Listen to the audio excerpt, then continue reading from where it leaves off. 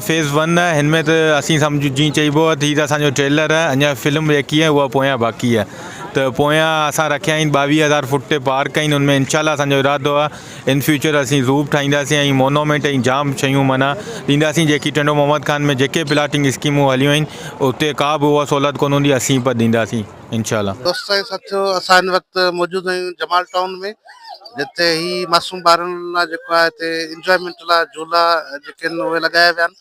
जॾहिं टंडो मोहम्मद खान ज़िले इंतिज़ामिया तरफ़ां ऐं चूंडियल नुमाइंदे तरफ़ां ॿारनि जे हिसाब सां हिकिड़ो गुलाम अली पार्क हो जंहिंखे बि मुकमल तबाही बर्बादु करे छॾियो आहे त उन जी सिफ़त दोस्तनि ज़ुलेखा फाउंडेशन जे लावारिस ॿारनि लाइ इहो प्रोग्राम रखियो त उन ते निजी आई जी टीम खे बि दावत ॾिनी हुई तव्हां बि अची हिते रिकॉर्डिंग कजो। असां मौजूदु आहियूं हींअर त हिते हिन वक़्तु जेको आहे निजी आइज़ ऐं ज़ुलेखा फाउंडेशन सिफ़त जा दोस्त हिते मौजूदु आहिनि ऐं ॿार मुकमल हिते इंजॉय करे रहिया आहिनि।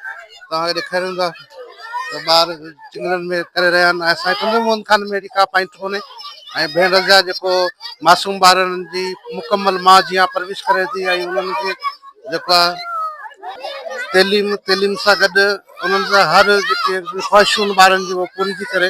हाणे भेण रज़ा सां ॻाल्हि ॿोल करे अदा इलाही सारी ख़ुशी थी है मुझे ॿार इंजॉय पिया कनि। टंडो मोहम्मद खान में पहिरियों दफ़ो जेको साथ फलात वारनि जेको तंज़ीम ॿारनि खे इनवाइट करे घुराई हुआ ऐं टंडो मोहम्मद खान में DC खे हिकिड़ी अपील थी कयां त टंडो मोहम्मद खान में अहिड़ा पार्क रखिया वञनि जिते ॿार ईदनि बरादनि ते ऐं मोकल वारे ॾींहं में ॿार तफ़री कनि घुमी सघनि मज़े सां ऐं जेको सो असांजे शहर में किथे बि अहिड़ो को कुझु कोन्हे को जेको टंडो मोहम्मद खान में हिते जमाल टाउन में हींअर इंजॉय ॿारनि कई आहे ऐं झूला वूला रखिया विया आहिनि।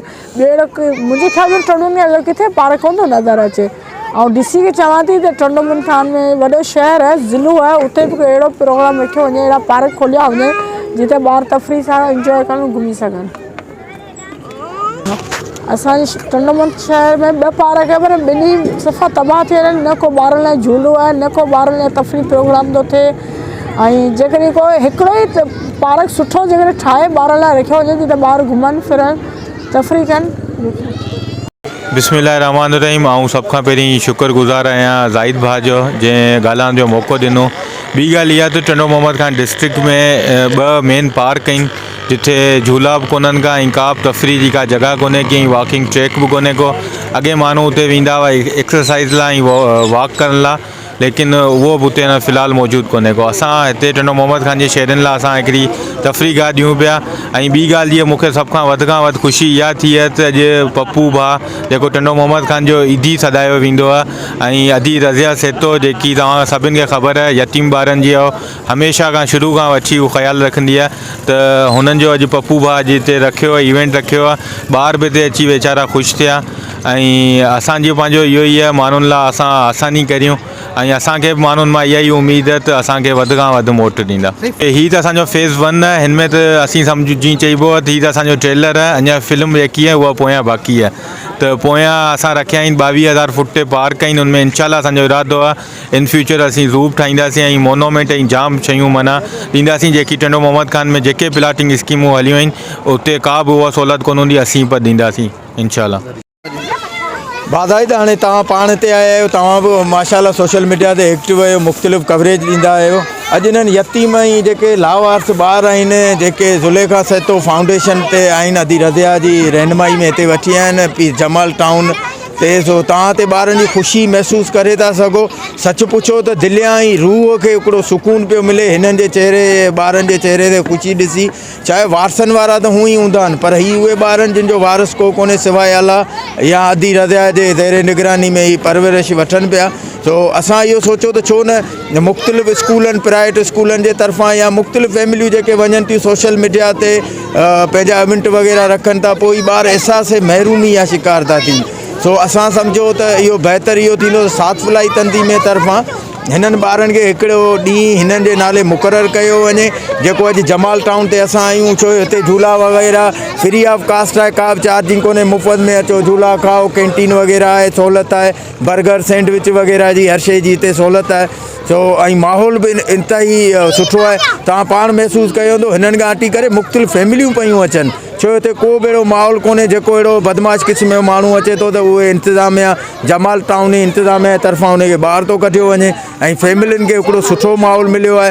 बसि अलाह साईं खां अॼु बि असांजी उहा ई दुआ आहे, या अलाह असां सभिनि खां उहे कम वठि जंहिंमें तूं ऐं तुंहिंजो हबीब राज़ी हुजो। ज़िले इंतज़ामिया खे तव्हां की ॻाल्हि भाउ उहो ज़िले इंतिज़ामिया ॾिठो का लिकियल छुपियल कोन्हे, जॾहिं पाण उनखे हिन में इवेंट में काउंट कंदासीं पोइ उहा तनक़ीद थी वेंदी, पर हक़ाइक़ इहा आहे ॾिठो मीर ग़ुलाम अली पार्क आहे या बेनज़ीर पार्क आहे DC वटि, उते झूला आहिनि कोन।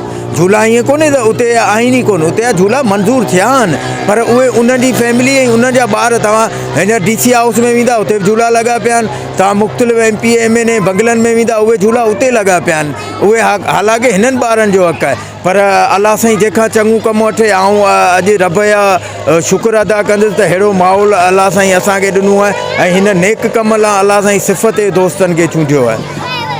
ये अदा ये असांजे लाइ इंतिहाई बाइसे फ़ख़्रु आहे ऐं हिकिड़ी एज़ाज़ जहिड़ी ॻाल्हि आहे जेको असांखे ही शरफ़ हासिलु थियो आहे यतीमनि जी ख़िदमत करण जो, ऐं असांखे तमामु घणी ख़ुशी थी आहे जॾहिं हुननि जे चहिरे जी मुस्कुराहट खे ॾिसी।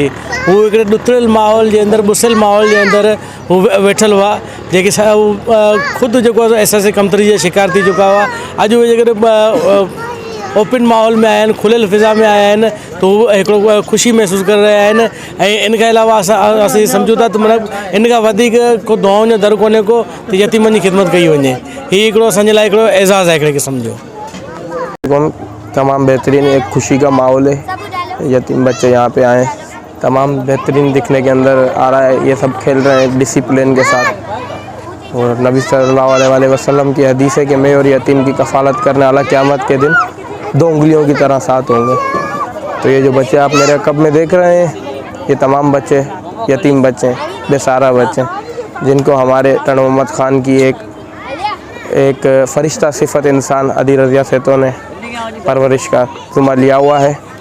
जिसका कोई नहीं उसका अल्लाह होता है, और ये अदी रज़िया सेतो अल्लाह की बंदी है जो कि 27-30 बच्चों को एक साथ पाल रही है। ये कोई आसान बात नहीं है, एक तमाम बेहतरीन इनिशिएटिव है। आज हमारी तंजीम सात फलाई तंजीम की जानिब से इन बच्चों के मान में एक टी पार्टी रखी गई थी, जिसके अंदर ये बच्चा तमाम बच्चों ने खेला कूदा। उसके बाद यहाँ पे भी इंतज़ार के अंदर है, तो इनको रिफ़्रेशमेंट कराई जाएगी। तो इसके साथ साथ DC टन मोहम्मद ख़ान से एक मेरी मुदमाना अपील है कि ये बच्चे यहाँ पे पार्क के लुक के अंदर आके बड़े तमाम बेहतरीन खुश हुए। तो टन मोहम्मद ख़ान के अंदर ऐसा कोई दूसरा पार्क नहीं है, मगर जो पार्क हैं तो उनकी ज़बू आली का शिकार हैं।